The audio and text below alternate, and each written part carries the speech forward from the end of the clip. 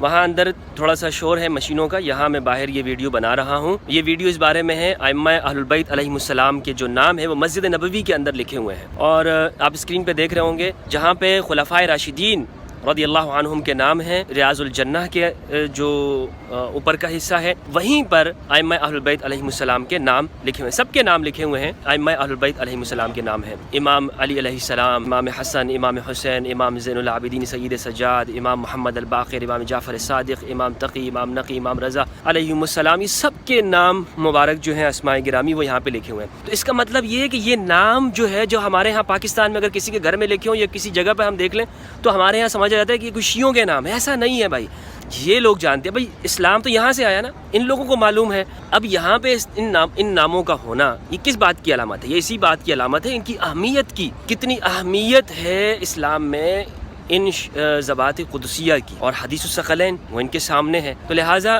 ہمارے ہاں اگر 12 اماموں کو ہم نام لیں تو 12 اماموں کو شاید ہمارے ہاں یہ سمجھا جائے کہ جناب یہ ایک خاص مخصوص فرقے کے ہیں، ایک مخصوص لوگوں کے ہیں، اور یہ انہی لوگوں کا کام ہے، ہم سنیوں کا اس میں کوئی کام نہیں ہے. ایسا نہیں ہے، یہ رویہ درست نہیں ہے. پھر ایک اور بات جو اہم بات معلوم ہوتی ہے وہ یہ ہے کہ میں نے پورے جگہ پر یہ نام یعنی دیکھا کہ کہیں پر مجھے معلوم یہ پتہ چلے کہ کسی طلقاء میں سے کسی کا نام لکھا گیا ہو انہوں نے، تو مجھے نہیں ملا کہ ان جہاں پر یعنی ابو ہریرہ جیسی شخصیت کا نام یہاں پہ لکھا ہوا ہے. ٹھیک ہے، وہ مدینہ کے صرف گورنر رہے تھے چند مہینوں تک غالباً، لیکن ان کا نام ہے، لیکن کسی طلقاء میں سے کسی کا نام یہاں پہ نہیں لکھا ہوا. اس کا مطلب یہ ہے کہ اسلامی دور میں بھی ان کو وہ اہمیت نہیں دی جاتی تھی جو آج ہمارے پاکستان میں ان کو دی جاتی ہے. ایک خاص طریقے سے ان کا نام چڑھایا جا رہا ہے اور چلایا جا رہا ہے. مسجد نبوی میں کسی جگہ ان کا نام نہیں ہے. اور دوستوں میں یہ آپ کو بتاؤں کہ کہتے ہیں نا کہ اس میں تو کتاب اللہ سے استمساک کہا گیا. بہت سارے علماء اس بات کو مانتے ہیں کہ جی اہل البیت کی عزت اور توقیر ہونی چاہیے، لیکن ان کو واجب الاتباع نہیں مانتے. میں ان سے یہ کہتا ہوں، ان کی دلیل یہ ہے کہ اس میں آپ صلی اللہ علیہ وآلہ وسلم نے فرمایا 2 چیزیں چھوڑ کے جا رہا ہوں، کتاب اللہ اور میری اہل البیت. کتاب اللہ کو مضبوطی سے تھام کے رکھو.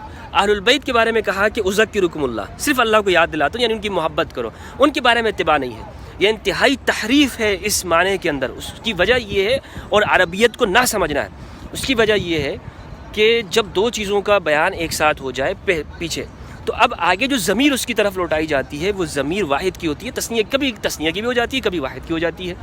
قرآن مجید میں اس کے بہت سارے نظائر موجود ہیں، بہت ساری مثالیں موجود ہیں کہ 2 چیزوں کو ایک ساتھ اس میں ظاہر کی شکل میں بیان کر دیا. اب جو آگے جو ضمیر آ رہی ہے تو وہ مضمر کی جانب، یعنی مضمر سے مراد جو اس میں ظاہر ہو، جس کا بیان پہلے ہو چکا ہو، اس کی طرف جو ضمیر عائد ہوگی وہ واحد کی ضمیر ہوتی ہے. یہ عربیت کا قاعدہ ہے، اور ادنا سے ادنا جو عربیت کے واقف ہو وہ اس بات کو اس سے لائل نہیں ہوگا. لیکن ہمارے ہاں پتہ نہیں مجتہدین اسلام اہل سنت وہ کس طرح سے لائل ہو جاتے ہیں. دوسری جو بات ہے وہ یہ ہے کہ اس روایت کو اگر آپ پڑھیں گے تو اس کے الفاظ کیا ہیں؟ اس کے الفاظ یہ ہیں کہ انا تارکم فیکم الثقلین، تم میں 2 گراں قدر چیزیں، 2 بھاری بھرکم چیزیں چھوڑ کے جا رہا ہوں. وہ کیا ہے؟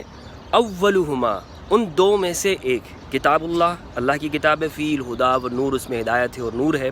فخذوا بکتاب اللہ، کتاب اللہ کو پکڑو. کیا مطلب؟ کتاب اللہ کو لو، ٹھیک ہے، کتاب اللہ کو اپنے احکام کے لیے لو، کتاب اللہ سے اپنے مسائل کو حل کرو، کتاب اللہ سے اپنے استنباط کرو. اور یہ تو اہل البیت علیہم السلام بھی کتاب، یہ سب کے لیے حکم ہے. یعنی اہل البیت علیہم السلام، خود امام علی علیہ السلام کا اصول یہ ہے کہ کسی مسئلے میں وہ سب سے پہلے کتاب اللہ کو دیکھتے ہیں. تو سب کے لیے عام ہے کہ وہ کتاب اللہ سے مسئلہ کو لیں گے. آگے جو اقتداء کرنی ہے، جو پیروی کرنی ہے کسی مسئلے کے اندر، وہ کن کی کرنی ہے؟ وہ ان کی کرنی ہے جن کو حدیث میں الثقلین کہا ہے. آگے پھر آپ صلی اللہ علیہ وآلہ وسلم نے فرمایا اذکرکم اللہ فی اہل بیتی، اذکرکم اللہ فی اہل بیتی، اذکرکم، 3 مرتبہ ارشاد فرمایا. 3 مرتبہ ارشاد فرمانا تاکیدن ہے، تاکیدن یعنی بھولنا نہیں ہے، یہ حکم ہے، یہ اتنی تاکید ہے اس کے اندر. اور تذکیر کا حکم ہے. تذکیر بہت زیادہ ابلغ ہے عربی کے اندر. ابلغ سے مراد یہ ہے کہ اپنی بات پہنچانے کے اندر واضح، اس میں کسی طرح کا کوئی شک نہیں ہے، کوئی ابہام نہیں ہے، کسی طرح سے اس میں کوئی ایسا معنی نہیں ہے کہ جو کسی کی سمجھ میں نہیں آ رہا، بلکہ بہت تاکید ہے. تو اس تاکید کو کس طرح سے آپ صلی اللہ علیہ وآلہ وسلم نے بیان کیا، 3 مرتبہ آپ نے ارشاد فرمایا.